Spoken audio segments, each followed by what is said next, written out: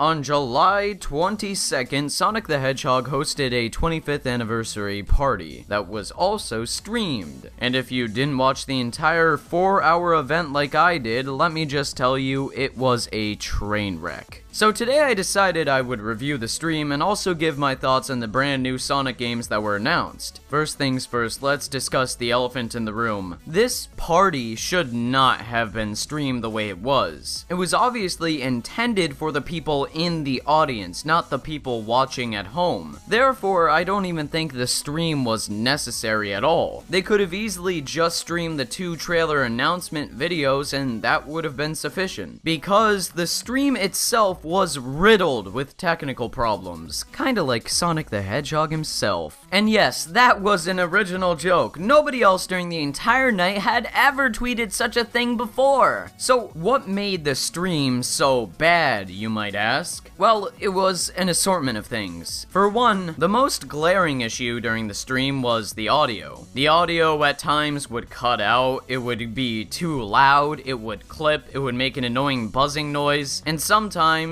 it just wouldn't even play at all. Last month at the Tokyo Joypolis party, Takashi Iizuka, the head of Sonic Team, announced that on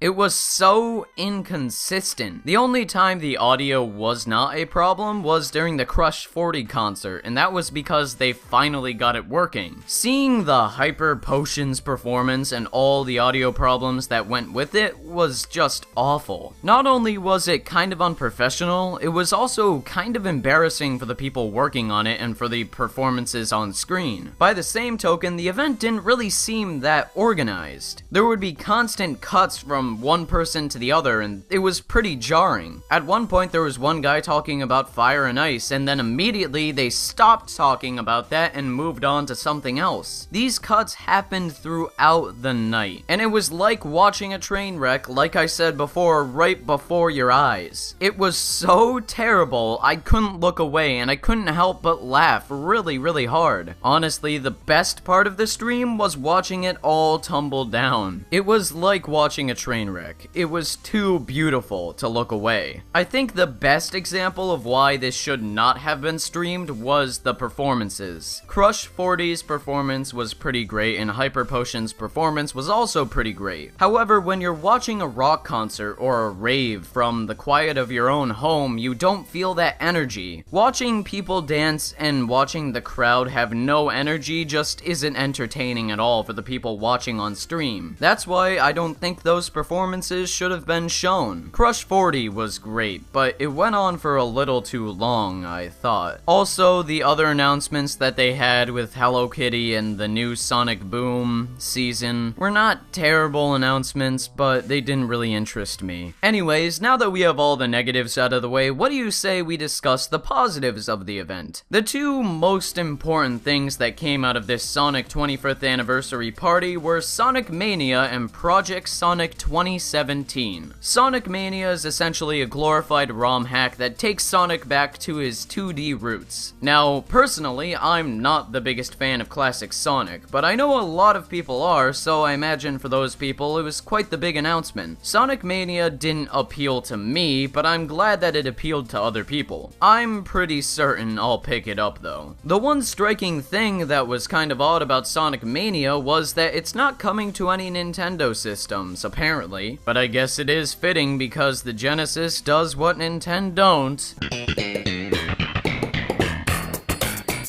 The other big announcement was Project Sonic 2017. While it's not officially a sequel to Generations, I'm pretty sure that it's going to be in a similar vein to Generations. The trailer made the setting look like an apocalyptic city escape, and if it's going to be like that, then color me intrigued. I don't think I've not liked any modern Sonic game that's come out, so I am pretty excited to see more of Project Sonic 2017. But was anybody else getting X-Men Days of Future Past vibes from that trailer? Because I know I was.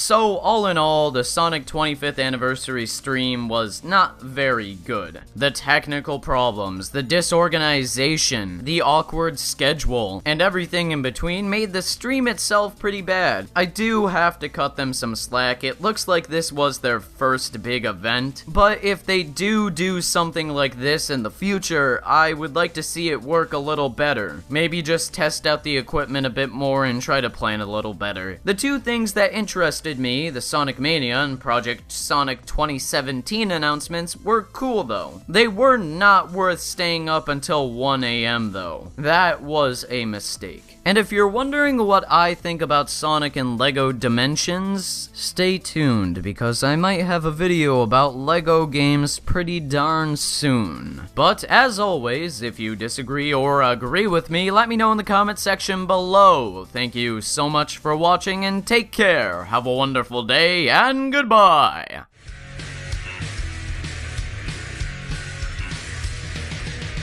Rolling around at the speed of sound.